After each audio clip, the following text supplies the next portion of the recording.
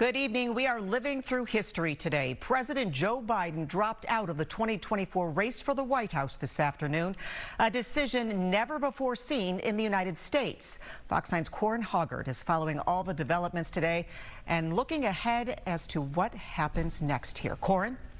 Yeah, Karen, what happens next is the incumbent and presumed nominee has bowed out that's never happened before. It's never happened in a race this close to the election, but there is some precedent here, and it does have major Minnesota connections. President Biden, of course, had the disastrous debate with Donald Trump last month, which set off a series of calls for him to leave the race. The 81-year-old had insisted he was in it to win it, but the pressure kept building, and he had a microscope on all of his public interviews and appearances since that debate. His decision today came as he was isolating in Delaware after a COVID diagnosis last week, so he was huddled with his close confidants and his family members. The president then immediately endorsed his vice president, Kamala Harris, to take over as the nominee, and she got quick support from a lot of Democratic insiders, including the Clintons and both Minnesota senators. But former President Obama is among those who stopped short of endorsing the VP.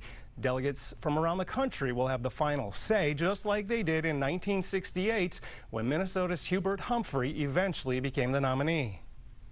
And the vast majority of the delegates are pledged to Biden. And so, of course, with Biden stepping aside, they can vote for whomever they'd like to. Though many of those people became delegates because they were supportive of the Biden-Harris ticket. So I suspect that many would remain so. But if another candidate gets the support of 300 delegates from a range of states, then they too could be entered into that first ballot. Now, in his announcement today, President Biden said he intends to serve out the last 6 months of his term. But now there are several Republican voices, including Speaker of the House Mike Johnson, who say he should resign. The president said he'd address the nation later this week to give details about his decision. So we'll hear more from him later in the week.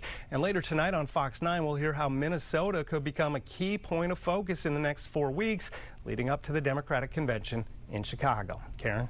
All right, Corin Hoggard live for us in the newsroom tonight. Thank you.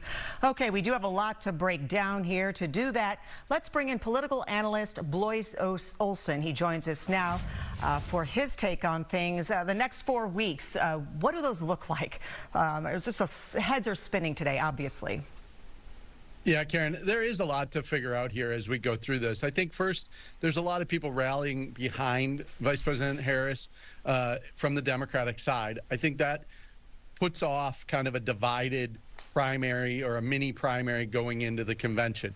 I think there could still be competition, but in Minnesota, folks are rallying behind her. We just got a statement from Representative Angie Craig, and Angie Craig, who is in the most competitive House district in Minnesota, she did not endorse Vice President Harris. So I think there still could be some discussion about having somebody else. And then I think one of the other things to think about that will obviously be a storyline is who does Vice President Harris pick to be her running mate? Governor Tim Walz's name is on the list, but it is not a particularly short list. It's a long list. And so I would guess that he's being vetted. Minnesota's success for Democrats is something that Democrats in Washington look for. And there's a sense amongst Democrats leaders that they need to have something in the Midwest. With Harris being from California, I think that's one of the things to think about. Is there anyone else out there, though, really whipping up support besides Harris at this point? I mean, sure, anybody can kind of jump in, but is anyone really doing that? Well, I think that's what people are waiting to see is if, we're a couple hours past this, if everybody rallies behind Harris, then it'll be tough for somebody to jump in. And I think that's the Biden-Harris strategy. Now, I think, California Governor Gavin Newsom is one name. Michigan Governor Gretchen Whitmer, who was another name, said no, she won't. Kentucky Governor Andy Beshear or Pennsylvania Governor Shapiro are all names that have been bantied about. But getting a presidential race up and running in short order would be an enormous task. Right. Well, we have President Biden, the Clintons, Congressman Clyburn, all endorsed Kamala Harris and some others as well. But former President Obama noticeably did not. What do you make of that? I make of it that he believes that it's important to have a competition. Minnesota Representative Dean Phillips also believes there should be a competition. And we know that it was Representative Phillips' comments almost a year ago that started this whole process and him running for president, et cetera. So that's what I think. And I've been saying to listeners and readers, you have to take this kind of one day at a time. Do not get caught up in the hour by hour, because this process is going to have a lot of speculation, a lot of rumor, and we have to just wait and see kind of as it develops before we know exactly what's going to happen.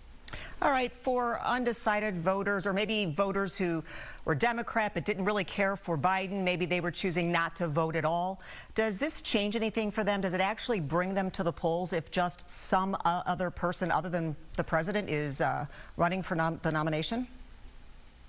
It is something that Democrats wanted to do, is energize their voters, not just independent voters, their own Democratic voters.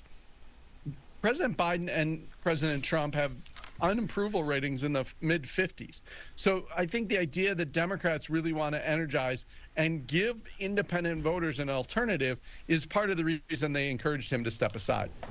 Okay, and what about the Republicans, Trump campaign? What do those 4 weeks look like for them? Who do they actually sort of go after during this time, or how do they present themselves at this point? I would expect that they'd immediately start going after Vice President Harris. And they'll, coming off the RNC, we're 8 days away from the assassination attempt.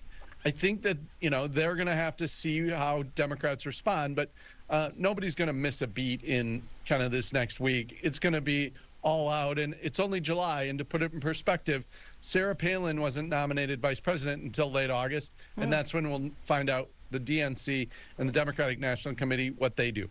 Well, it is going to be a busy month and a busy 4 months, to say the least. Blois Olson, thanks so much for joining us this evening. No problem.